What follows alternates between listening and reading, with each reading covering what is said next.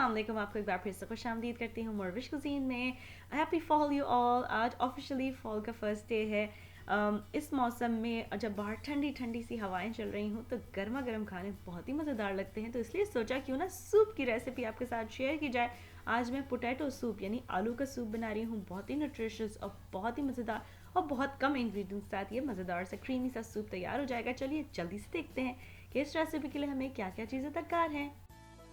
तो बिस्मिल्लाह पढ़ के शुरू करते हैं। सबसे पहले अपनी बेस के लिए हमें कुछ सब्जियां दरकार हैं। उसमें मैंने गाजर, प्याज और फिर मैं लहसुन को बारीक सा चॉप करके रख रही हूँ। इसके अंदर सेलरी भी आप चाहें तो डाल सकते हैं, इससे बहुत मज़ेदार टेस्ट आएगा।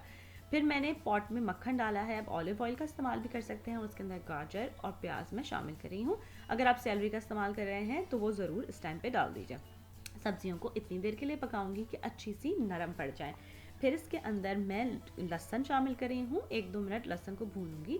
फिर कुटी हुई लाल मिर्च, नमक और काली मिर्च इसके अंदर शामिल करके अच्छा सा तमाम मसालों को इसके अंदर मिक्स कर लेंगे। अब इसके अंदर डाल रही हूँ मैदा हम अपने सूप को गाढ़ा करने के लिए डाल रहे हैं, ताकि उससे अच्छा हमारा सूप अच्छा सा गाढ़ा हो जाए। मैदे को इतनी देर भूनेंगे कि उसका कलर चेंज हो जाए। फिर इसके अंदर मैं थोड़ी सी यखनी शामिल कर रही हूँ, जो मैंने घर में यखनी तैयार की है और इसका लिंक मैं डिस्क्रिप्शन बॉक्स में डाल दूँगी। जैसे ही मैदा यखनी में हल हो गया, उसके अंदर हम बची हुई स्टॉक और ब्रॉथ या यखनी शामिल करेंगे और एक उबाल आने देंगे।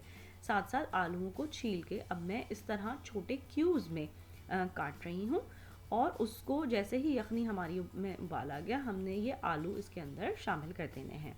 अब हम इसको अच्छे से मिक्स करके इसके अंदर शामिल करेंगे बे लीफ यानी तेज़ पत्ता, और उसके बाद इसको मिक्स करने के बाद अब हम इसकी आंच को करेंगे हल्का और थोड़ा सा ढक के इतनी देर के लिए पकाएंगे कि आलू कम्प्लीटली गल जाए। आलू इस तरह के गले हुए हों कि आलू को जब आप फोर्क से यानी कांटे की मदद से इस तरह प्रेस करें तो आलू गला हुआ हो, लेकिन बिल्कुल एक्स्ट्रा ना गल जाए। जैसे ही सब हो जाएगा तो जो बे लीफ है उसको बाहर निकालेंगे और इसको और क्रीमी बनाने के लिए थोड़ी सी इसके अंदर व्हिपिंग क्रीम शामिल करेंगे। तमाम चीज़ों को अच्छे से मिक्स करेंगे और इस तरह ये हमारा क्रीमी और मज़ेदार सा सूप तैयार है।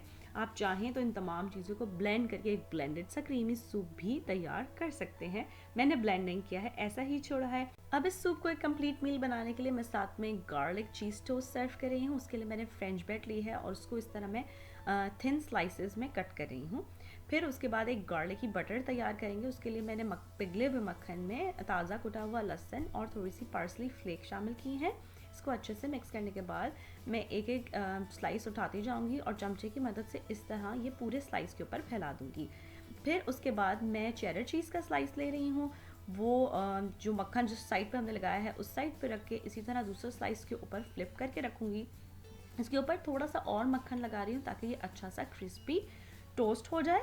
फिर इसके बाद मैंने इसे ग्रिल पैन पे रख के इतनी देर के लिए पकाया कि उसके ऊपर अच्छे से ग्रिल मार्क्स आ गया और ऊपर से अच्छा सा क्रिस्पी टोस्ट हो गया। तो मौसम को एंजॉय करने के लिए गर्मा गर्म ग़िज़ाइयत से भरपूर और मज़ेदार सा सूप और उसके साथ गार्लिक चीज़ी टोस्ट तैयार है। मैंने आज इसके अंदर चिकन का स्टॉक इस्तेमाल किया है। आप इसको अंदर वेजिटेबल स्टॉक शामिल करके इसको कम्प्लीटली वेजिटेरियन मील भी बना सकते हैं।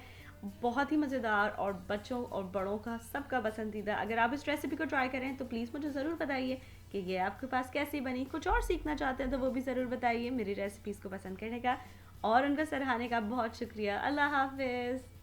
अगर आपको ये रेसिपी अच्छी लगी तो इन लिंक्स पे ज़रूर क्लिक कीजिए। ऐसी और बहुत सी मदद